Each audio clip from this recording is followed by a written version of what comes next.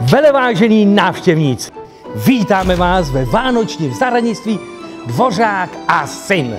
Všimli jste si, že nám letos s vánoční výzdobou pomáhali skřídci?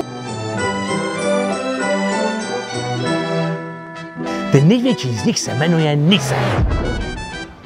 A je to pěkný rošťák. Každý týden nám provede nějakou vylomeninu. A na co se můžete těšit? Budeme vás lákat na vánoční radosti i velká překvapení. Zažijete věci, které k Vánocům patří.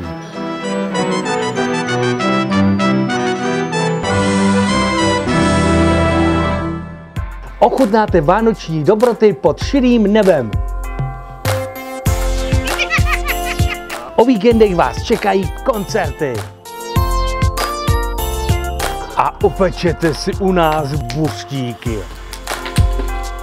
A tvoření pro děti. A hlavně skvělá atmosféra. Kromě toho pro vás máme ještě jedno velké překvapení. Čeká vás v zahradě